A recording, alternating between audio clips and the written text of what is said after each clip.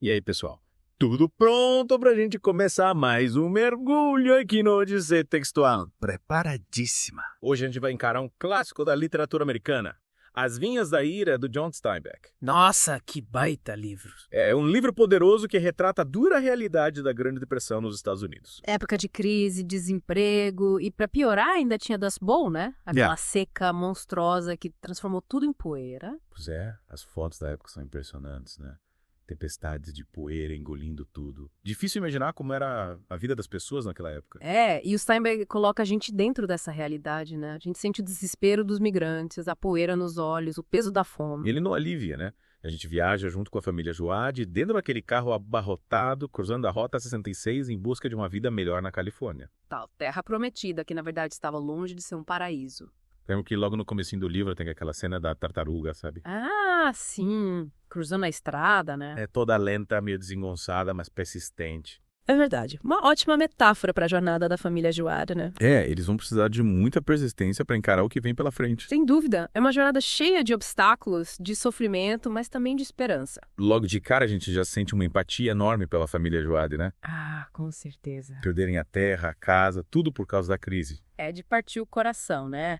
Os bancos executando hipotecas, a máquina substituindo o homem no campo. É a mecanização da agricultura, que por um lado trouxe avanços, por outro deixou muita gente sem trabalho. O Steinbeck mostra esse lado perverso do progresso, né? Como a tecnologia pode ser usada para explorar, para oprimir. E aí a família Joad, sem ter para onde ir, coloca fé na Califórnia. A miragem de uma vida melhor. Mas chegando lá, a realidade é bem diferente, né? Total. A Califórnia era vendida como um paraíso, mas a verdade é que os migrantes encontravam baixos salários, exploração, discriminação. A vida não era fácil para quem chegava de fora. E nesse cenário surge a figura do Jim Casey, né? O ex-pregador. Ele viaja com a família Joad buscando um novo sentido para sua fé. É um personagem bem interessante, né? Ele questiona os dogmas da igreja, se identifica com a luta dos migrantes. A fé dele é colocada à prova diante de tanta miséria, né? E essa busca leva a um fim trágico, né? Me marcou muito a cena da morte do Casey. Nossa, é uma cena muito forte. Um ato brutal que escancara a violência que os migrantes sofriam. A morte do Casey é um divisor de águas na história. É a partir daí que o Tom Joad, o filho mais velho, decide lutar por justiça social. Exatamente. E aí a gente fica na expectativa, né? O que será que vai acontecer com a família Joad? O Steinbeck nos deixa tensos, né? Querendo saber qual será o destino deles. E a gente fica pensando, né? O que será que o Steinbeck reserva para essa família, que já passou por tanta coisa? Muita coisa, né? Pois é. E o final é um misto de esperança e resiliência. Apesar de todas as adversidades, os Joad não se entregam. Eles aprendem a importância da união, da solidariedade, da luta pelos seus direitos. É de arrepiar, né? E o Steinbeck não economiza nas palavras. Ele escreve a vida nos acampamentos com detalhes tão vivos que a gente sente lá no meio da poeira, da fome e do desespero, mas também da força do espírito humano. Falando em força, tem um personagem que sempre me intriga, o Molly Graves. Ah, sim. Vamos. Ele se recusa a abandonar a Terra mesmo tendo perdido tudo. É como se ele fosse um fantasma do passado, né? Vagando por aquelas terras que um dia foram dele. Ele representa aquele apego à Terra, a dificuldade de se adaptar a uma nova realidade. E a figura do Mully dialoga com a chegada dos tratores, né? Verdade. Aqueles monstros de aço, símbolos da mecanização que prometiam modernizar a agricultura, mas que também expulsam muita gente de suas terras.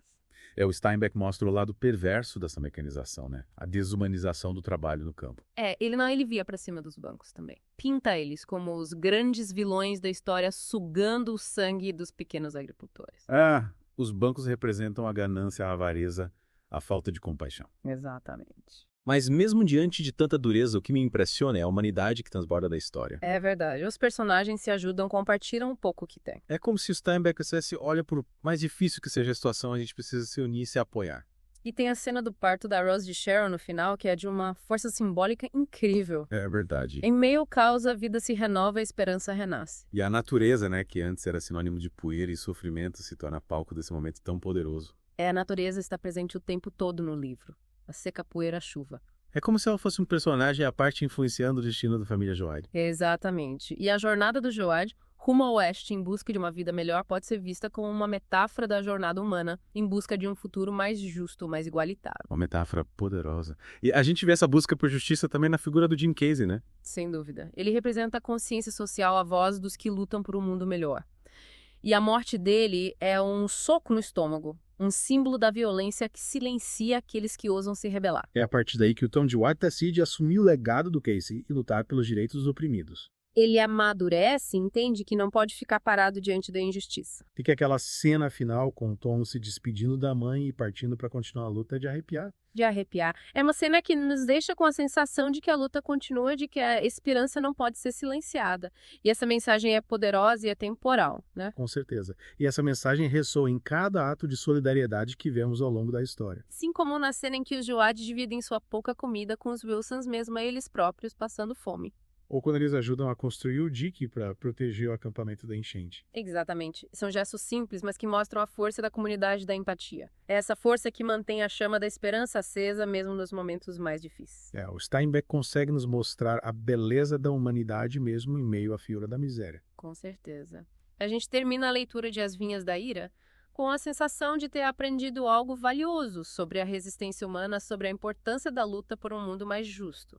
É o livro que fica na memória que nos transforma. Verdade. E essa jornada nos deixa marcas profundas, nos faz questionar a nossa própria realidade, nossos privilégios e nossas lutas. E por falar em lutas, tem um trecho do livro que me fez refletir muito sobre o mundo em que vivemos hoje. Qual trecho? Aquele em que o Steinbeck fala sobre exploração dos trabalhadores, sobre como os poderosos se aproveitam da necessidade dos outros para lucrar. É, esse tema assustadoramente atual, né? Me fez pensar nos subempregos, nas condições precárias de trabalho que a gente vê por aí. A exploração do trabalho, a desigualdade social, a fome. São problemas que persistem e o Steinbeck joga a luz sobre essa realidade de forma crua e poderosa. E ele mostra como essa exploração se intensifica em momentos de crise, como na Grande Depressão.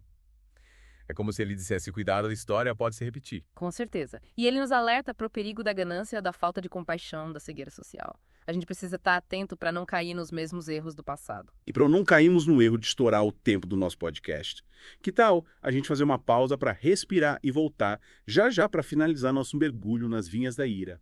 Combinado. Voltamos em breve com a parte final da nossa odisseia. Pois é, a gente parou falando da exploração, né? E o Steinbeck vai fundo mostrando como esse sistema é perverso. É como ele se aproveita da necessidade dos migrantes. Os migrantes chegam cheios de esperança buscando uma vida melhor e se deparam com essa realidade cruel. Lembra daquela cena no Tomar de Pêssegos? Sim. Que os Joad descobrem que o salário é tão baixo que mal dá para comprar comida. É de cortar o coração. E a competição por trabalho era enorme. Centenas de pessoas disputando cada vaga. É a miséria alimentando o lucro dos poderosos, né?